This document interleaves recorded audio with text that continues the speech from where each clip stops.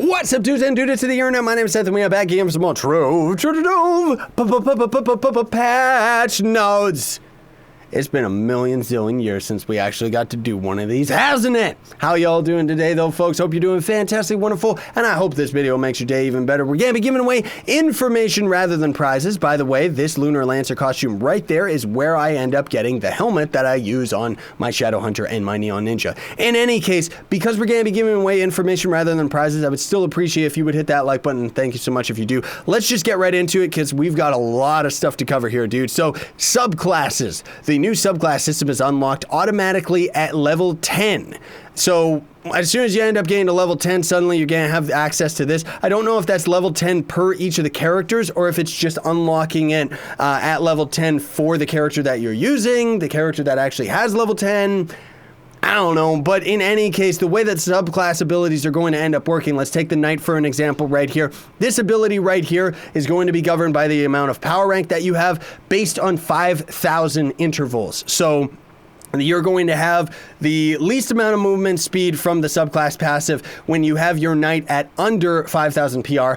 At 5,000 PR, that's going to jump up. At 10,000, it's going to jump up. 15,000, 20,000, and 25,000 is the maximum that a PR is going to affect a subclass ability. At least that's what the devs have said. The flash capacity here, though, the second item, the secondary ability for the subclass is going to end up being determined on the level of the character. So you can see like 750 magic damage for the Shadowhunter is going to be from having my Shadowhunter at level 30. So any unlocked class can now be equipped as a subclass using the new 5th ability slot. Okay, there you go. So any unlocked class in general, so you gotta be level 10 on a character in order to actually use a subclass ability. Each subclass provides a unique ability along with a stat boost. We'll talk about the stat abilities that they actually give us very, very briefly because I do have other videos that do talk about it, and am going to end up putting out some updated videos because the some of the class gem abilities, subclass abilities have ended up changing quite a bit since the test server.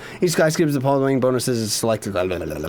Okay, so I just want to give a quick rundown just to show you which ones of these abilities are actually useful and which are useless. Shadowhunter class, subclass ability. If I keep saying class gem ability, sorry about that. I mean subclass ability from moving forward here on. The Shadowhunter ability, this is useless. It does garbage damage. It doesn't crit. You maybe just want the extra magic damage. For some weird reason, they ended up making a physical character, the Shadowhunter, use magic damage, while the Draco, a magic character, actually gives physical damage. The reason that the devs ended up doing this is their justification is that maybe you have nothing but magic characters and you want to end up having that physical boost on a physical character, so you're kind of swapping over, which honestly I think is really, really overthinking Trove and the way that people approach this game, and I think that they should switch this magic damage over to the Draco and switch the physical damage over to the Shadowhunter, but that's just me. Neon Ninja, this ability is okay. Most of all, it's just for Titan bosses because you're going to end up doing extra damage to enemies that have 20% health. So it actually does a lot of damage. It does over 3 times your damage. I think it's like 350% or something like that, and it has a chance to trigger. It's pretty good. It's very powerful for some of the later game, but honestly speaking, it's not really required, and especially if you're out farming and doing U9 and stuff like that, no, just skip over it. It's trash. It's useless for actual farming. Dino Tamer, critical hits have a chance to root targets, meaning that they're going to be very similar to the Neon Ninja Snare, where they're going to be stuck in place but still be able to attack. This one's okay. The attack speed increase is all right as well, but honestly, I wouldn't really recommend this one unless you're a ranged character and trying to keep the enemies at bay. The Gunslinger one is just kind of a passive damage while you're actually in the air. You're going to be doing extra damage. Most of all, the reason I would recommend this one is for starting players to get it just because of the extra jump, not because of the damage that you actually deal, because there's other subclass abilities that just straight up deal more damage, so this is useless. The Ice Sage's ability, I don't know. I mean, it's okay, but the fact that it's on a cooldown rather than the Ice Sage itself being able to trigger it anytime that you want, this ability is going to pretty much soak up 1 hit of damage from an enemy, and then it's going to take like 5 years before it ends up reestablishing itself. Honestly speaking, skip over it. Kandee Barb is one of the more useful ones. Not useful for Shadowhunter because, of course, he's not governed by attack speed, but for characters that need attack speed and movement speed, definitely end up using this one because it's going to have a chance of dropping Kandee that's going to end up making you attack faster, move faster, or a healing candy. So it makes it a very, very useful one. Stability, if you're wondering what that is, a useless stat, absolutely useless. It just makes it so that the more stability you have, the less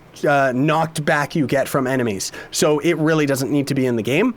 The Chloromancer one is useless, honestly. Enemy attacks have a chance to cover you in thistles, returning damage to attackers. Garbage, but 60% max health. That's not too bad for a tanky character. Pirate Captain, this one's actually really good. The cannonball is randomly going to end up triggering every now and then and attacking enemies. That is, of course, going to end up doing quite a bit of damage. Like, that's most of all what it is, and it can crit. So it's actually not too bad, but of course, most obviously is the extra magic find. That's going to be the big reason why I think lots of people are going to choose this for farming. The Lunar Lancer, that one's actually a fantastic one because you're going to be able to trigger lunacy mode by attacking enemies. Now what that does is it makes you big and ugly and powerful, and it means that you're going to end up doing more damage, having more movement speed, and just all sorts of stuff. It's actually a really, really good ability. Again, not really useful for the Shadow Hunter because you don't need that attack speed, but the increased attack damage is definitely worth it. The Draco's one is useless. It's the exact same as the Shadow Hunter, but magic-based, or physical-based, actually, for some weird reason. Yeah, that's actually really weird. So the Draco's physical, like, when you trigger physical damage on enemies, it's going to end up setting them on fire, which is just going to end up doing, like, you'll see with the damage numbers, it's just going to be a stream of damage. And it's going to be similar to the Shadow Hunter's classroom ability, except for the fact that you're only going to be doing like 500 or 1,000 damage or something. It's something really ridiculous. But the reducing all cooldowns by 7% is actually not bad.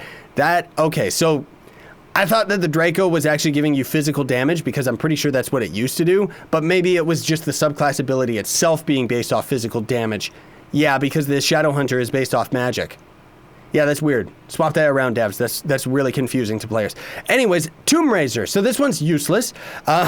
Most of all because of the execution of the minions themselves. So the way that it ends up working is based on the power rank of your Tomb Raiser, you're gonna have increased odds of actually spawning stronger minions. So sometimes you'll get a really, really good one. Sometimes you'll get a ranged one. Sometimes you get a tank one that still gets one shot. And then sometimes you'll end up getting like a garbage one that doesn't do anything. Now, the reason why this ability is useless is because none of the minions, as far as my testing is concerned, aggro enemies. They wait until you attack, in which case I kill everything before the minion can end up attacking. And in the unlikely chance that they do actually end up hitting the enemy and taking aggro, they die in one hit and they don't actually kill the enemy, so it's useless. The Revenant, one of the most useless abilities in the game, unfortunately. Basic attacks have a chance to trigger a taunt that does not work on Titan bosses. That's why it's useless, because you don't need to taunt enemies when you're out in the world, let alone taunting in this game doesn't really work in general because the AI is so poop. Boomeranger is probably, like, I know I just keep saying these abilities are useless. It's because they are. Boomeranger is probably the most useless ability in the entire game. It is going to trigger a heal when you get to 20% HP. That's why it's useless, because you're rarely at 20% HP, especially if you're at Trove's endgame. You just get one shot. I would have loved to see if this effect was similar to Death Defying, so that you could actually swap off of Death Defying instead of Death Defying being a required flask. But it seems like we're still going to be stuck with it because this is just garbage. The phase ability is actually really useful. Critical hits to enemies spawn a shiny bomb that deals damage, which can do crits now. It wasn't able to do crits on the test server, but now it can. Most of all, it stuns enemies in a nice AoE area, so a big area of effect. That's what that means. Very, very good ability for sure. So kind of just pick your poison, choose which one that you want. Plus the extra flying speed is definitely useful. So that's pretty much the subclass abilities passed over. Daily chest updates. So this is kind of strange and confuses me a little bit because ignore all the stuff that I got right here. It says there are 12 boons of a celestial paragon, one for each month of the year. They have a very rare chance to drop the 18 token monthly reward for their specific month. Bound Brilliance has been added to the common drop table, and the number of dragon coins that drop from one roll has been increased. The number of jade clovers that drop from one roll has been decreased. Now, I don't exactly know what they're trying to explain here, because I think that they're talking about these right here, the boons, right? Because they're saying there are 12 boons of a Celestial Paragon. Now, that's kind of confusing because Celestial Paragon is not said anywhere else in the game, but I can only assume that they're actually talking about the boons here because they are, you know, these boons themselves are on a 12 months, like there's 12 different versions of them, right? So I don't know why it says, though, that it has a very rare chance to drop this mount right here, the 18 token item, because the boons already could do that. So either these are new chests that we're going to be getting at daily login that aren't the tokens, or straight up it's just the boons, and for some reason they're just talking about them as if they're new, but they're not. Shadow Tower Foyer. Okay, so let's actually go to the hub so we can check this out. We're also going to take a sneak peek at the Trove Atlas. I have tutorials on all of this stuff already, folks, so you can check it out and get a little bit more detail of it. But this is the Trove Atlas. The devs have confirmed that eventually we are going to be able to craft these for personal use. I just hope that that means we can put it in clubs, because honestly, I don't care about putting it in my cornerstone. That would suck. So the Trove Atlas is just going to be our new world map. You can click and drag yourself way off of the map. Typical of Trove to be buggy like that. But this is the hub right here. I don't know why you would ever enter it. And then there's U1, or Medieval Highlands, Permafrost, Curse Vale, Desert, all the way up to U1, U2. Here's the water world and stuff. And as I've talked about before with the Atlas, I think it's really nice details that they have, like the Golden Trovian ship over in the sunken world here, because it automatically shows players that don't really know anything about this game that something like this might actually exist and be worth farming for, right? Maybe you can go and find it out in the world. So then we've got the air world, we got the lava world, and then for some weird reason U9 is over here, and we don't actually have a portal to the sky world. Not the sky elemental world, but the sky world itself that has sky giants and shadow caches and stuff like that, right? Or not shadow caches, but sky caches, whatever they're called. It's been a million years since I ended up getting them. Radiant caches, that's it. And then there's going to be the Everdark over here. So kind of a nice little description for some of these, but honestly, a lot of them are very, very cryptic. I always get really confused, though, because the Shadow Tower right here, I always think that the moon up at the top is actually one of these icons right here. So it would be nice if they kind of changed that. But otherwise, if we click on the Shadow Tower and click enter, now suddenly we have a lobby. And this is actually fantastic. I think this is a great update for more starting players. It's going to be packed in here almost all the time because this is a lobby with other players. It's going to automatically throw you into the Shadow Tower chat. So as soon as you start talking in here, it's going to be across the world with all the other different Shadow Tower lobbies. Everyone's going to be all sharing it together. And there's going to be a couple different options that you have here, which are executed very poorly, unfortunately. But more so than that, I wanted to talk about how there's all the different liquids are down here.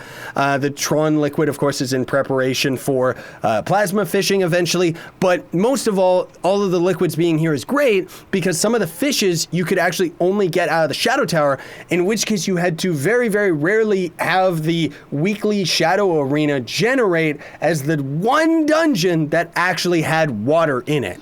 So now you can actually go down here and actually farm it and stuff. I don't know why we got a big door up there. It's also really, really laggy. So the reason why I say that it was actually executed very, very poorly is because over here, normal Shadow Tower. So you come over here, guess what? You can't open the portal that you want to save your life because somebody else is already opening it. I wish that once the world ended up filling up, the portal would close so that you could actually launch your own new world, because otherwise all these people, none of them are going to be able to actually do the Shadow Tower. So honestly speaking, I would recommend you come here, get a group, then go open a portal and invite said group. It really, really sucks because this place really doesn't get to see its full potential. Like, that single-handedly is what makes it really, really bad. And then over here it says that it's hard mode. It's not just hard mode. We've got all the different difficulties. It's just the same old portal. You can choose them at your leisure, whatever difficulty you want. Here's Ultra. And then, more importantly than that, we've got this Shadow Tower key mold. So this is where you can end up crafting Shadow Tower keys. And then also I want to point out that each of the different keys is going to be able to work backwards. So an Eclipse key is going to work for opening Titan chests from hard and normal. A Moon key is going to be able to open hard and normal. And then just the Shadow key itself is just going to be able to open normal. The Eclipse key is for Ultra as well, obviously. But I'm just saying that the keys all kind of work down from one another, and we'll talk about the Shadow Tower bosses in a little bit. Shadowy Market has a whole bunch of new items. You can bet your bunions I'm gonna have a new video coming out very soon that's gonna show off all this stuff. Overall, I think you need like 300 Hearts of Darkness or something like that. I'll talk about it more specifically in the video, but Titan Souls are another big thing that you're gonna need for some of these big exclusive crazy costumes. The Lunar Souls also see a little bit of an increase for a couple different things. Most of all, just these different ugly sails, but then also the Lunar costume, a new mount. And the Despoiled Divinity is going to be a new type of soul that drops exclusively from Daughter of the Moon.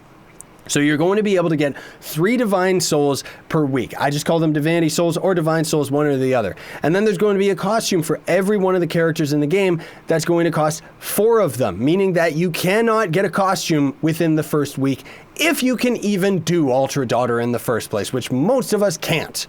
I'm going to be able to do it, but that's because I'm a freak and I'm at end game. For the average player, it's just not possible, man. Shadow Towers have seen an insane buff, but then there's also going to be this dragon fragment right here, which is going to be 1 Divinity Soul per, and that dragon is going to actually cost 50 of these fragments. So you're going to have to grind, like, I think it's like, what, 5 months worth of Divinity Souls just to end up getting the dragon, and then like another 5 months for all the costumes or something like that. Of course, I'm gonna have to go for the costumes rather than the dragon because I need the mastery, right?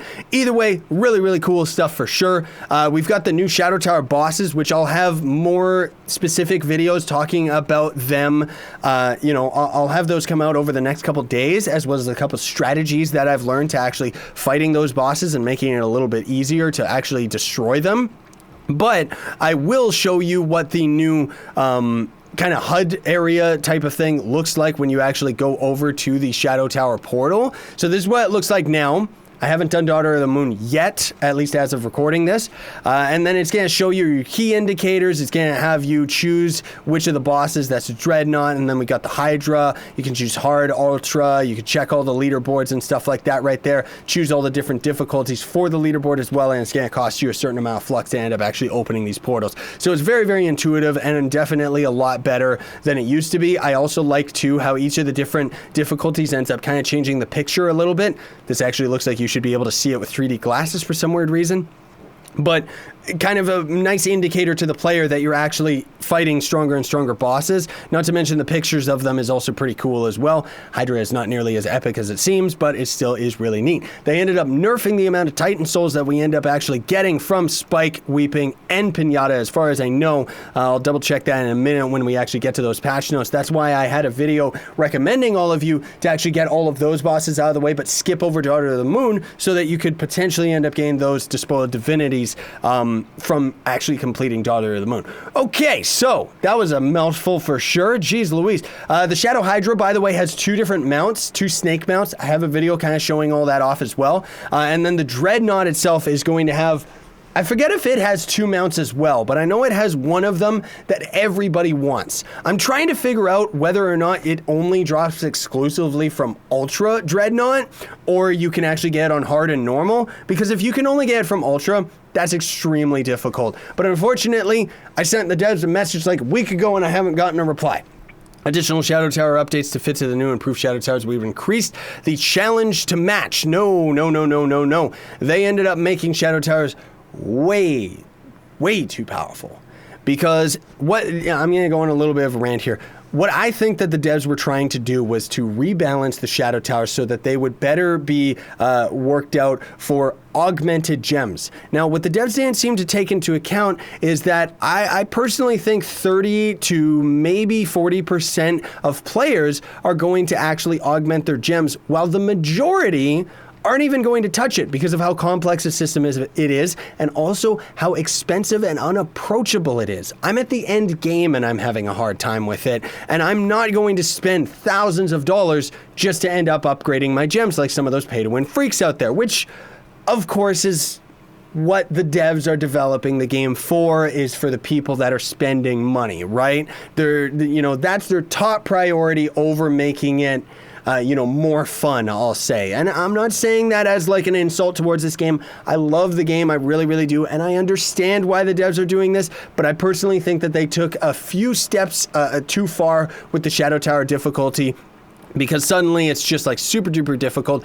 But again, we'll see what happens once we get those augmented gems, because we're going to be so much more powerful once we end up actually getting our gems augmented. The only issue is that it's going to take like years to actually max out now, on top of how long it already took in the first place, right? So for some reason they say that Daughter of the Moon has been relocated to the 6th floor. I don't know why. Like, obviously Daughter of the Moon is the last. Then there's going to be Titan and Lunar Souls now drop from the Shadow Vault. So once you destroy a Shadow Titan, that box that's at the end that requires a key, you're gonna have to open it in order to get your Titan and Lunar Souls, folks. So you have to go into Uber Worlds to end up grinding your keys. Now, you don't have to go to Primal Uber Worlds anymore, because they have ended up throwing fragments to Shadow Tower keys in Elemental Worlds. Thank goodness. Now, the way that it works, if you don't already know, when you're in an elemental world, you're guaranteed going to drop a gem box, right? If you go to a Prime Uber world, you have a chance of dropping a gem box. That's essentially how the Shadow Tower keys are going to work in elemental worlds.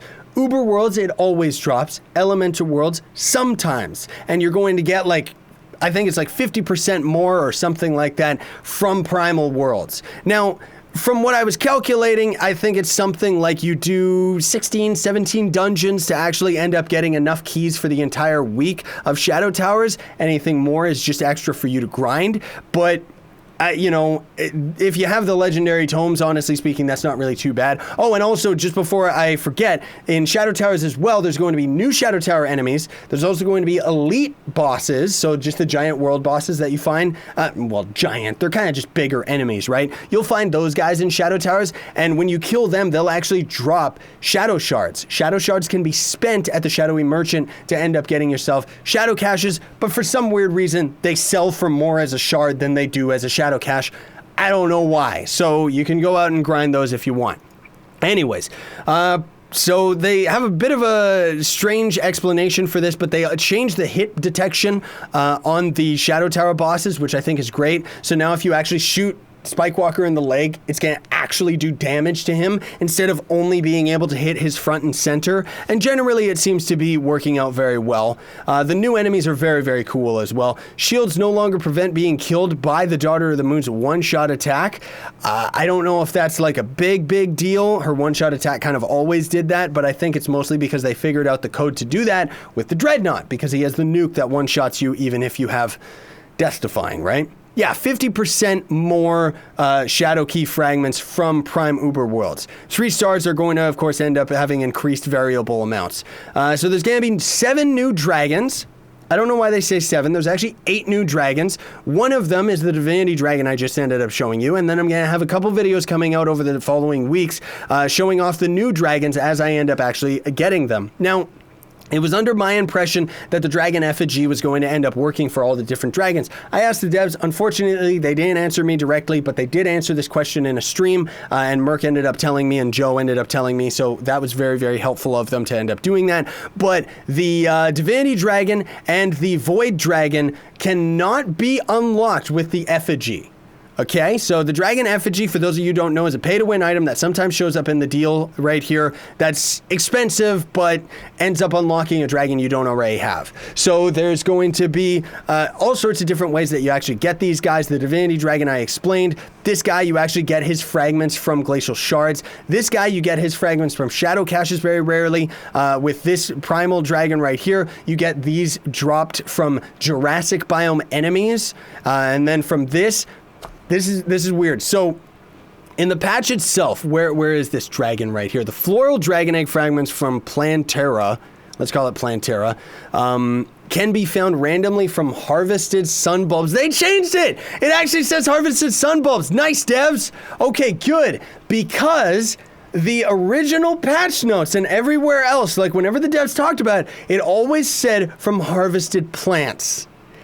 It's not harvested plants. A lot of us got wrecked by buying tons and tons of steed feed that we're not going to be able to end up, preparing for this. Sorry about that. Sorry I ended up giving you the false information. But again, all the information online that the devs gave us was false until they suddenly ended up actually changing it. You get the fragments of this dragon egg from sunlight bulbs exclusive. And peaceful hill biomes are going to spawn a lot more common in primal uber worlds as well.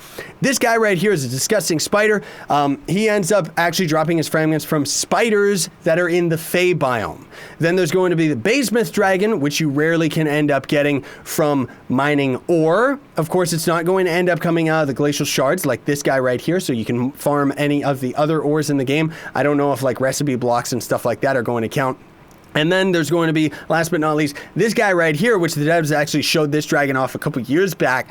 He's going to have a couple different ways that you can actually attain him. So he can be found as a rare drop from robots in the Neon City biome or from the Shadow Vaults. Shadow Vaults are those chests that you actually open with a Shadow Tower key at the end of a Titan boss. Very, very strange that this guy actually has not only 2 locations for his fragments, but that he actually drops it from the Shadow Vaults. Wouldn't you think that the Void Dragon should do that? It just doesn't really make that much sense to me, but hey, whatever, that's okay.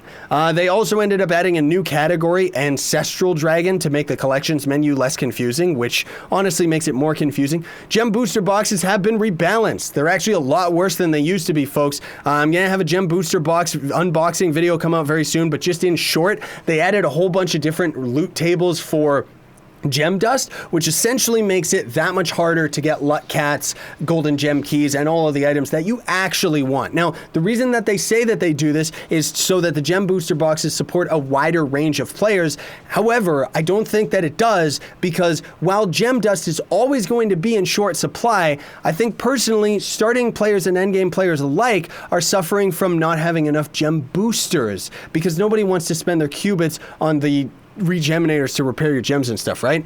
So then they talk about the Trove Atlas, which we already talked about that. The Radiant Merchant, which, you know, deals in the Radiant Sovereigns. I got another video on that one as well, the pancakes. He actually is over by the Trove Atlas now, because if you didn't notice, this beautiful tower that used to be in the hub isn't there anymore. And we've still got in Team Pixel, which is nice, but eventually the devs have said that they do want to end up retiring those adventure portals right there. So eventually we'll get a Trove Atlas, and then, I don't know, maybe I'll put it at the top of the tower or something just for consistency's sake, right? Then we've also got the Fade Trickster. It's had some major updates here, folks. So, I mean, I guess I'll go through these because let me just tell you, the Fade Trickster is one of the stronger characters in the game now. They increased your ultimate ability to last 15 seconds instead of 10. The staves themselves now use player health and take 75% less damage. I mean, I find it funny how it actually says that your staves that you end up spawning with your ult, or staves, however you want to pronounce it. I say staves because it makes sense to me. Staves, who cares? I don't know why they say that it takes less damage, because honestly speaking, I've never really seen an enemy go out of their way to attack my staffs. Like, really? The attack speed of them is also 20% faster. Ego Blast, which is your bomb, now does 20% more damage. Wait, no, it isn't. Ego Blast is actually just your passive, isn't it? Let me actually take a quick peek at that. Which one's Ego Blast? Sorry, folks, I don't really know the names of these abilities. Yeah, Ego Blast is your passive. So the Fade Trickster, on top of all that, is doing 20% more damage.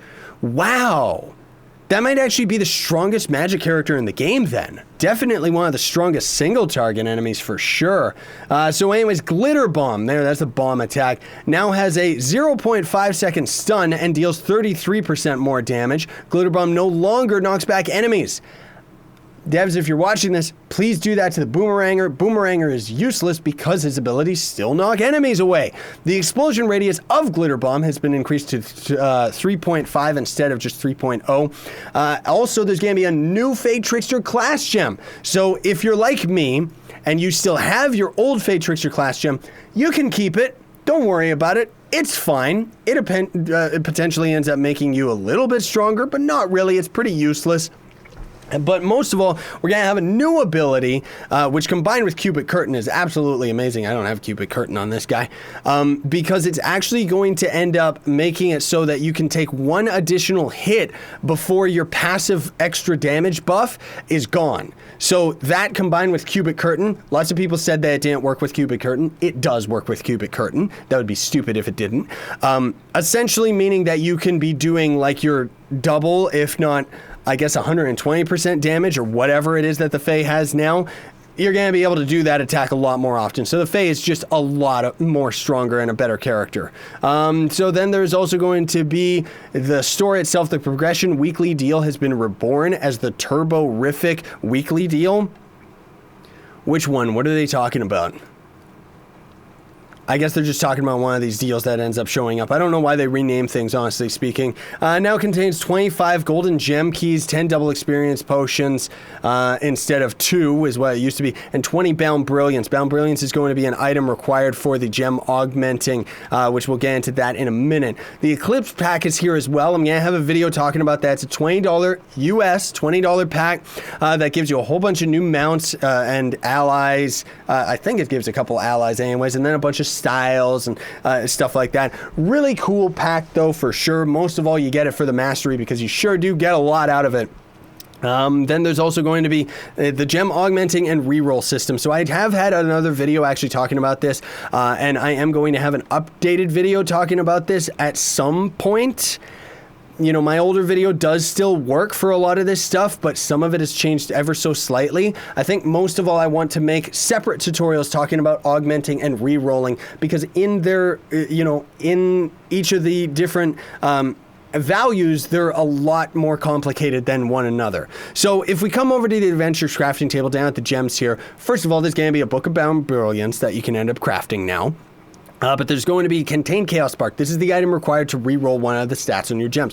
One stat on your gems. You're going to be able to get 3 of these a week as far as I know. I think, right? You can re-roll your gems like 3 times a week. You're going to have to get the Binding Darkness, which is found in gem booster boxes and power gem boxes, and rarely from world bosses. I like how for once it actually tells you where the resource is found. Tons and tons of eyeballs, and the Lunar Souls makes it extremely expensive. And then these are going to be for augmenting your gems, which we'll talk about that in a minute. Bound Brilliance is going to be found in boons, which of course is the daily token boxes. Yikes. And just from the like events in general. So we've got an event going on right now. I'll, of course, have a video of that come out later today.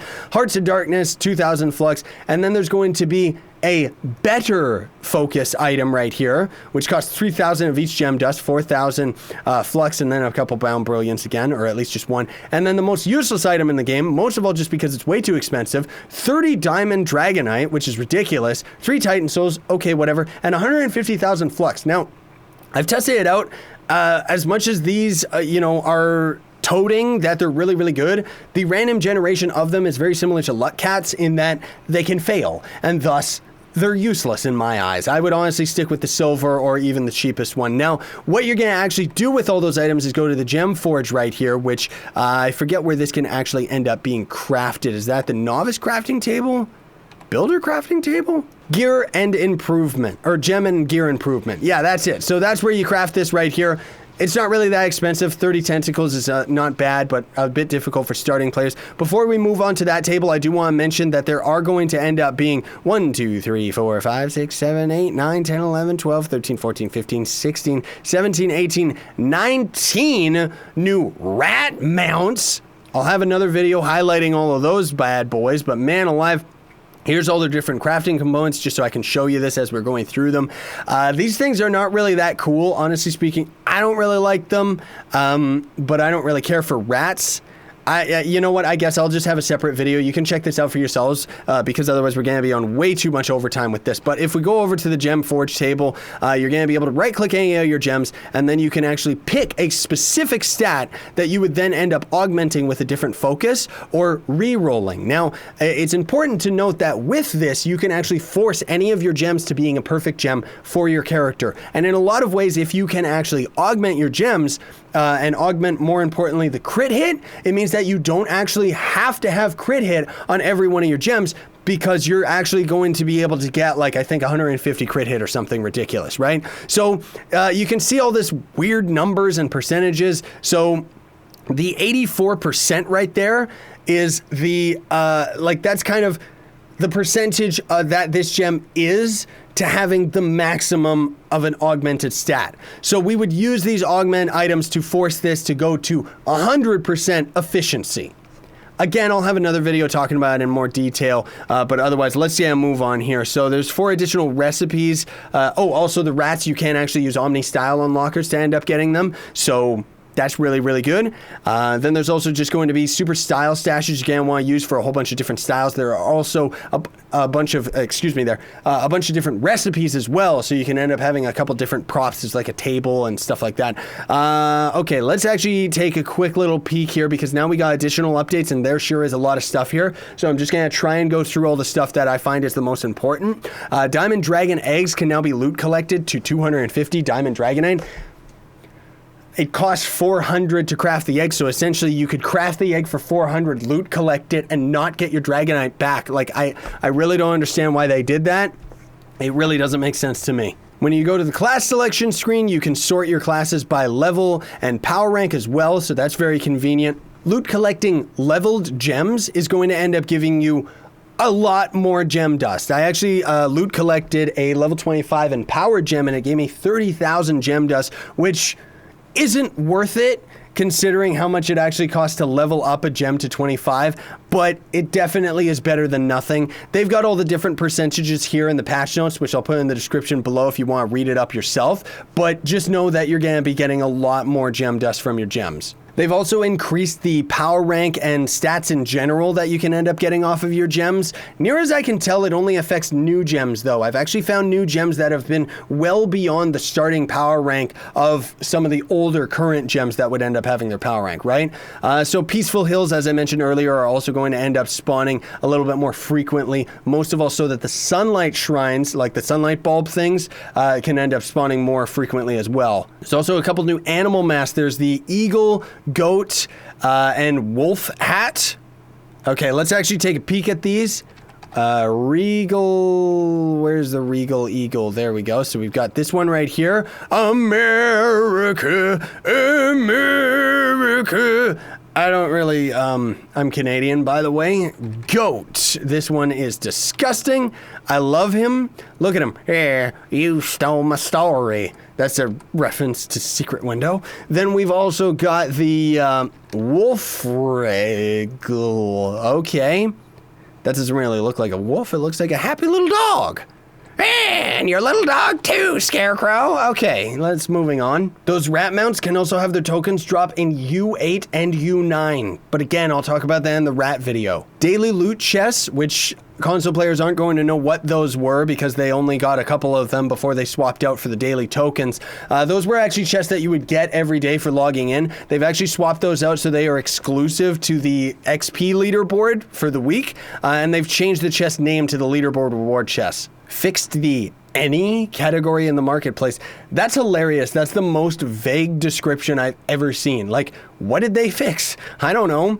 Fixed issues where some chaos chests could not be claimed as a currency. Fixed a bug pressing the locate button on crafting item claim directed you to the adventure inventory rather than the crafting inventory. The trolling trawler now grants 100 mastery and requires 3 ancient scales instead of 200. You can get that at the Chaos Crafter, folks. For those of you that weren't able to afford it, now you can. They changed it so that unlocking the Selene Celestial Dragon via a Golden Dragon Effigy will now actually properly grant the Lunar New Year Dragon Spirit Badge. Man, that's a mouthful, but it's ridiculous that it didn't do that before. Wings can now be opened with 0 jump remaining, because otherwise sometimes you would be jumping into the air and you're out of jump, so you just hold space like an idiot or hold your jump button like an idiot, and then you just keep falling, rather than now we're actually going to be able to pull our wings and kind of save ourselves. Minigame elements no longer appear in PvP maps or incompatible minigame maps, which I think that's great, because what that meant is you would have a PvP arena and coins from minigames would end up showing up in it. And vice versa, you would see PvP stuff show up in coin games. Now that shouldn't be a problem anymore. Scaled down all the dragon allies so that they're a little bit smaller rather than being gigantic. Dino Tamer minions now show combat numbers. The issue with the knight rapidly swinging his primary attack back and forth, it would get stuck. They say that they've actually fixed that one, which is crazy because that has been around since the knight was created for this game. The Floral Fantasy aura will now correctly unlock when crafted at the Chaotic Crafter, rather than before, you know, it would say wrong class and stuff like that and just be all broken. Cursed Skulls, now when they're activated, both out in the world and in Shadow Towers, actually go invisible, thus making the Neon Ninja very, very useless in Shadow Towers. And then there's just a bunch of other quick little fixes to crashes and stuff like that. You can read through the whole patch notes if you want yourself, folks, but honestly speaking, that was pretty much the bulk of everything. Man alive, it was a very long video and a lot of stuff to cover, so either way, I hope that you enjoyed the video, folks. Thank you so much for watching. An awesome update, but man alive, those Shadow Towers are extremely difficult, and in a lot of ways, it actually makes the gem system, which was already very pay to win, even more pay to win. So let me know what you all think. Personally, I think that once we give this update a little bit of time, I think that it's going to grow on us, but as it's come out right now, and it just makes us all feel extremely underpowered, and even somebody like myself at the end game feeling very underprepared for some of the new items that are really, really difficult to get. You know, we'll see what ends up happening over time, but as it first came out, I know lots of people were very frustrated. I'm very excited about it, but man alive, the Shadow Towers are definitely a little bit overwhelming for sure. In any case, let me know what you all think in the comment section down below. Otherwise, have a fantastic day, everybody. Don't forget to like, share, favorite, and subscribe for more daily content, as well as building up loyalty points that you can spend on my merch store. Links are in the description for that. Sign on and stay epic, everybody.